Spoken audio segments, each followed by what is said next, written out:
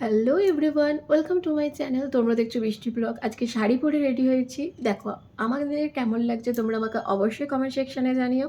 শাড়ি আমি সচরাচর পরি না, কারণ হচ্ছে সবসময় যদি শাড়ি পরি তাহলে কোনো অকেশন পারপাসে কোনো কিছুতে শাড়ি পরলে তখন কিন্তু এক্সট্রা কোনো ভ্যালু মনে হবে না। মনে হবে যেন ক্যাজুয়ালি সবসময়তেই তো শাড়ি পরার এক্সট্রা কি লুক ক্রিয়েট হলো। তাই জন্য আমি সবসময় শাড়ি পরতে পছন্দ বোধ করি না, সচরাচরই পড়ি। আর আজকের ব্লগটা ছিল হচ্ছে রথযাত্রার ব্লগ। আজকে ভেবেছিলাম একটু শাড়ি টাড়ি পরে রেডি হয়ে যাই। পাটনাতে যেহেতু এই রথযাত্রার এটা প্রথম, তো আমি দেখবো যে রথ বেরোয় কিনা। এক্সপেকটেশন রেখেছিলাম যে রথ দেখতে পাবো না, তো এরকম আমরা টোটোয় করে বেরিয়ে পড়েছি। তখন সন্ধে হয়ে গেল কিন্তু কোনো রথের দর্শন আমি পাইনি। তারপর চলে গেছিলাম যেতে যেতে একটা মেলায়। তো মেলাটা দেখতে পেয়েছি, এটা আমি একটা শর্টস ভিডিওতে ছেড়েছি। আশা করছি তোমরা অনেকেই দেখেছো ভিডিওটা। আর যারা দেখোনি অবশ্যই আমার রিলস ভিডিওতে গিয়ে দেখে নাও আর কমেন্ট করে জানিও।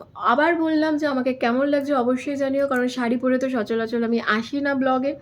তো তারপর দেখছিলাম কানের দুল, যেটা মেয়েরা দেখে থাকে। তারপর চলে এসেছিলাম উল্টো দিকে হাতুড়িয়া মার্কেট। হাতুড়িয়া মার্কেটটা কি বলো তো, যেমন আমাদের কলকাতার স্প্যানেট, এখানে হচ্ছে হাতুড়িয়া মার্কেট, যেখানে সমস্ত জিনিস তুমি পাবে পাটনাতে। মানে ১০০ টাকার মাল, ১৫০ টাকার মাল, ৫০ টাকার, মানে যা যা পাওয়া যায়, যেমন স্প্যানেটে ঢেলে বিক্রি করে সেরকম টাইপের তুমি এখানে টুকিটাকি জিনিস তুমি পাবে। আজকে অনেক দোকান বসেনি, কারণ হচ্ছে প্রচুর বৃষ্টি কদিন ধরে, সেই কারণেতে। আমি এখানে একটা জুতো দেখছিলাম। আমার নিউকার টাইপের জুতোই পরতে বেশি ভালো লাগে। আর আমার মনে হয় যেন দামি দামি জিনিসপত্র পরার থেকে কম দামি যদি আমি ৪টে জিনিস কিনি, আমার মনে হয় যেন বেশি ভালো। তো আমি এই জুতোটাই নিয়েছিলাম। কেমন লাগছে তোমরা আমাকে অবশ্যই জানিও কমেন্ট সেকশানে। তারপর উল্টো দিকে দেখি ১০ টাকা, ৩০ টাকা, ৪০ টাকা, ২০ টাকা এরকম হরেক মাল বিক্রি হচ্ছে।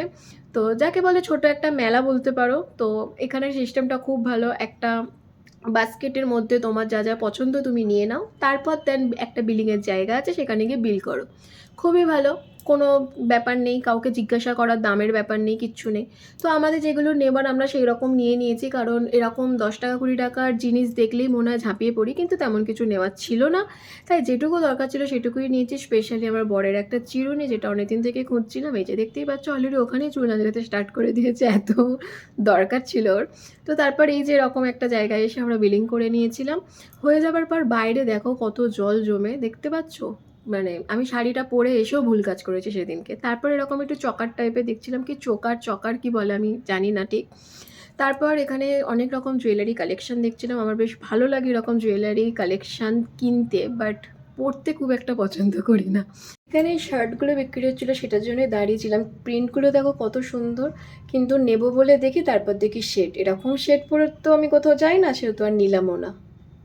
তারপর দেখো এত জল জমেছিল এখানে একটা কি মোটরের দ্বারাতে এইখান থেকে জলগুলো পাম্প করে করে বার করা হচ্ছে। তারপর দেখি ফাইনালি জগন্নাথ দর্শন পেলাম আমরা।